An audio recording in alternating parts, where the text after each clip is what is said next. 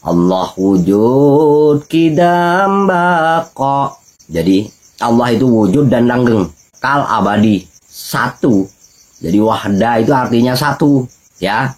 Ini dengarkan, bagi mereka telinganya yang tuli dari kemarin-kemarin, yang merasa sok pintar, yang merasa sok tahu, yang menghakimi wahdatul wujud itu sesat.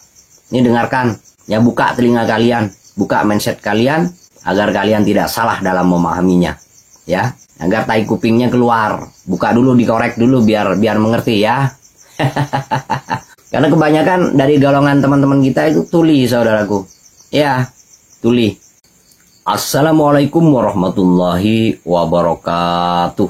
Saudaraku yang budiman, saudaraku yang dirahmati Allah. Pada kesempatan kali ini Teras Kehidupan akan membahas tentang satu hal yang bertajuk wahdatul wujud dan wahdatus suhud. Nah, karena semua ini jarang kita bahas, saudaraku. Jarang sekali orang yang membahasnya. Dan banyak dari golongan saudara-saudara kita menyesatkan wahdatul wujud, wahdatus suhud. Itu katanya sesat. Ya karena mereka tidak mengerti dan tidak paham. Mereka bukan orang intelek, tetapi orang bodoh, saudaraku.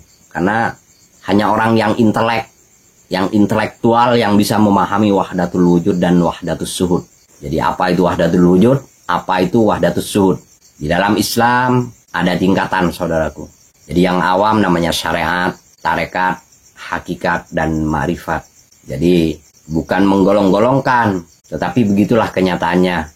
Yang tidak mampu ya di syariat, yang diberikan kemampuan oleh Allah, la haula wala quwata illa billah, naik ke tarekat, diberikan kemampuan lagi naik ke hakikat, diberikan kemampuan lagi naik ke ma'rifat. Begitu, saudaraku. Awwaluddin Islam ma'rifatullah.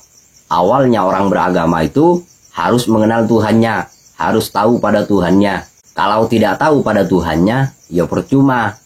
Mau nyembah apa, mau nyembah siapa, masa mau nyembah nama? Kan nggak mungkin, saudaraku. Jadi orang beragama harus tahu dan mengenal Tuhannya, harus ma'rifat, saudaraku. Kalau nggak ma'rifat, nggak bisa. Makanya di dalam rukun Islam yang pertama itu adalah syahadat. Jadi bersaksi dulu. Bukan dengan lisan, bukan tidak boleh mengucap, silahkan mengucap. Tetapi yang paling bagus, yang paling benar adalah dengan kita betul-betul menyaksikan, tahu dan mengenalnya. Awwaluddin Islam ma'rifatullah. Man arafa nafsahu faqad arafa rabbahu. Jadi barang siapa yang mengenal dirinya, dia akan mengenal Tuhannya. Begitu, saudaraku. Bagaimana yang disebut dengan wahdatul wujud? Apa hubungannya dengan semua ini? Baik, mari kita bahas, saudaraku. Wahdatul wujud, wahda itu artinya satu, saudaraku. Wujud itu nyata, jelas, hak keberadaannya. Allah wujud kidam bako. Jadi Allah itu wujud dan langgeng, kekal abadi, satu. Jadi wahda itu artinya satu, ya. Ini dengarkan, bagi mereka telinganya yang tuli dari kemarin-kemarin, yang merasa sok pintar, yang merasa sok tahu, yang menghakimi wahdatul wujud itu sesat. Ini dengarkan, ya, buka telinga kalian, buka mindset kalian, agar kalian tidak salah dalam memahaminya, ya. Agar tai kupingnya keluar, buka dulu, dikorek dulu biar mengerti, ya. Karena kebanyakan dari golongan teman-teman kita itu tuli, saudaraku. Ya, tuli. Jadi tidak bisa mendengar, banyak tai kuping di dalamnya. Jadi wahda itu artinya satu, dengarkan. Wujud itu nyata. Jangan umpamakan wujud itu seperti tubuh. Jadi kalau wujud itu jangan kamu pandang adalah muka atau apa. Bukan seperti itu, saudaraku. Wujud itu terang benderang, nyata, jelas, hak. Itulah wujud, saudaraku. Jadi, dan wujud itu hanya satu, tidak bisa dipecah. Mau dipecah bagaimana? Orang namanya wujud, saudaraku. Wahdatul wujud. Jadi, kul huwallahu ahad, Allahus somad. Jadi wahdatul wujud itu mengambil dari surat Ikhlas, saudaraku. Surat Al-Ikhlas itu menjelaskan tentang keesaan Allah, tentang wahdatul wujud dan wahdatus suhud. Wahda fil kasro, kasro fil wahda. Jadi melihat satu kepada yang banyak kepada yang satu. Nah, inilah yang disebut wahdatus suhud. Bagaimana caranya kita untuk mencapai semua itu? Semua itu adalah tingkatan-tingkatan perjalanan, saudaraku. Atau makom-makomnya perjalanan. Makom-makomnya spiritual, saudaraku. Jadi ada Qadariyah, ada Mu'tazilah, ada macam-macam lah, saudaraku. Banyak Tetapi kita jangan menjadi seperti itu. Kita harus menjadi diri kita sendiri. Karena Allah tidak menjadi orang lain. Dia menjadi dirinya sendiri. Aku itu tetap pada dirinya sendiri. Tidak kemana-mana, saudaraku. Jadi kita harus mendidik diri kita menjadi diri kita sendiri. Jangan menjadi orang lain. Jangan menjadi tamu di dalam diri kita sendiri, saudaraku. Kita harus berani mengungkapkan segala sesuatu. Nggak perlu takut. Ala inna awliya Allah la khaufun alaihim walahum yahzanun. Sesungguhnya para wali-waliku itu tidak pernah memiliki rasa takut dan gentar. Tidak pernah memiliki rasa khawatir. Sekarang nggak pegang uang, besok khawatir. Apa yang mau dimakan besok, uang nggak ada. Ternyata sampai besok kita makan. Ya, sampai besoknya kita tetap makan, saudaraku. Yang dikhawatirkan takut tidak makan, ternyata besoknya makan. Berarti kita dibodohi oleh akal pikiran kita sendiri. Karena ini buta, saudaraku, ini buta. Akal pikiran kita ini buta. Tidak bisa melihat. Makanya dia bodoh tanpa diberitahu. Jadi jangan gunakan sesuatu yang bodoh ini. Jadi gunakan dia di saat kita membutuhkannya. Jadi pintarkan dulu ini anakmu ini yang satu ini. Dan ini bodoh, saudaraku. Ini buta tuli. Karena kalau buta bodoh tuli ya harus dihidupkan semuanya dulu. Lahir dan batinnya. Dibangkitkan dulu dari kematiannya. Barulah dia bisa hidup. Mutu qablan talmut. Mati sebelum mati. Jadi mati. Intinya kembali lagi pada mati. Matikan dirimu sebelum mati. Jika engkau ingin menggapai wahdatul wujud, ingin mengetahui tentang wahdatul wujud, maka mati sebelum mati. Matikan dirimu untuk hidup yang sebenar-benarnya hidup. Bukan mati jasad. Ya, tapi matikan diri. Diri yang merasa hebat, diri yang merasa bisa, diri yang merasa pintar, diri yang merasa alim, diri yang merasa hebat, diri yang merasa angkuh. Yang tamak, yang sombong, yang ujub, yang riya, yang takabur, semuanya harus dihancur leburkan. Hanya memandang kepada yang satu, saudaraku. Jadi, seluruh alam semesta bersujud kepada yang satu.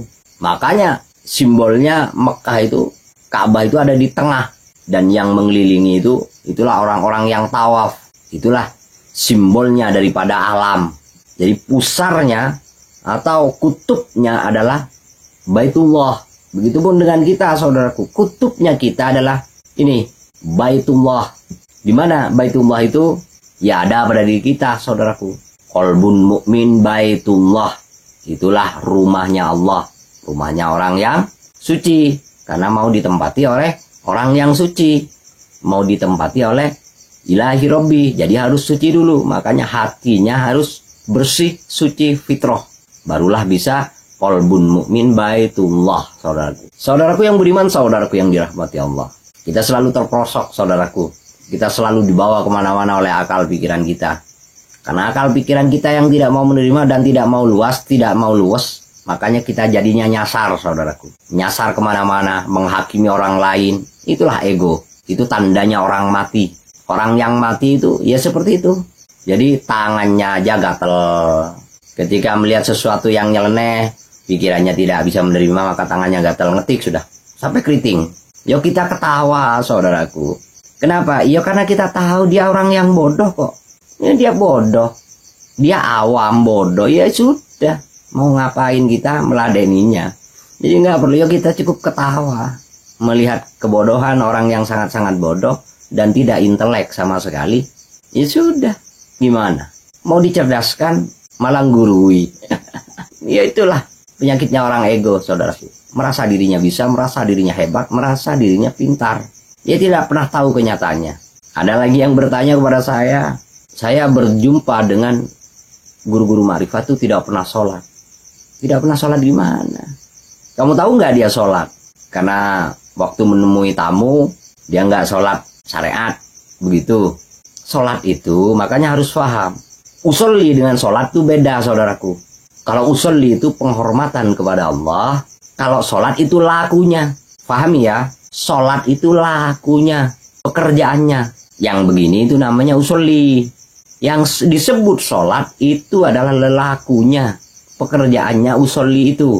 Apa isinya di dalam usolli? Nah itulah saudaraku.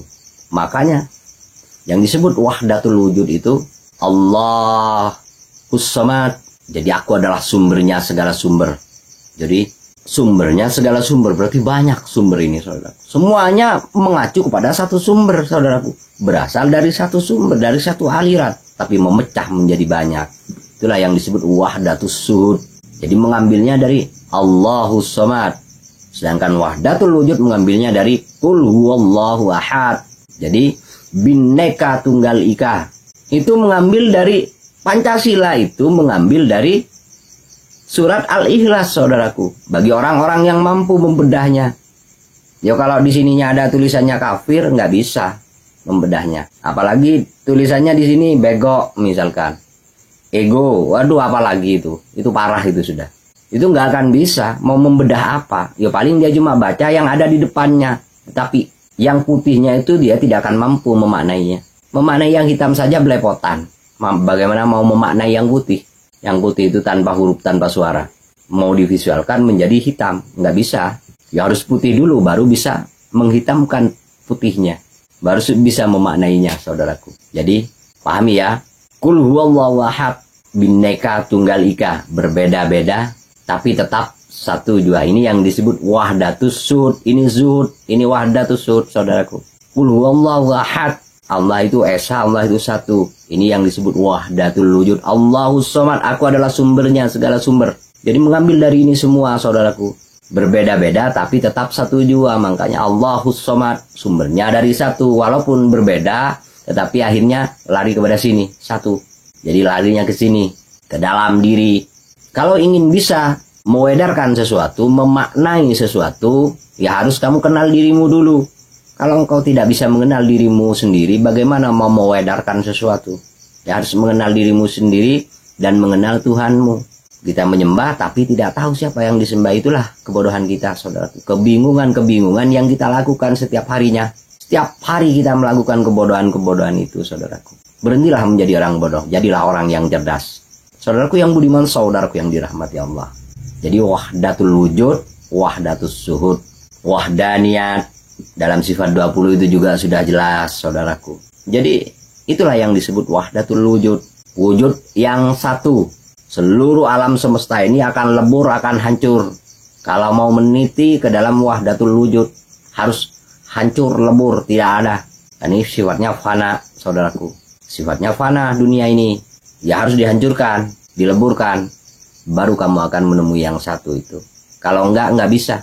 Harus seperti itu memang, saudaraku. Saudaraku yang budiman, saudaraku yang dirahmati Allah. Nah, mudah-mudahan pertemuan kita kali ini bisa membawa syafaat, bisa membawa barokah, saudaraku. Saya akhiri. Assalamualaikum warahmatullahi wabarakatuh.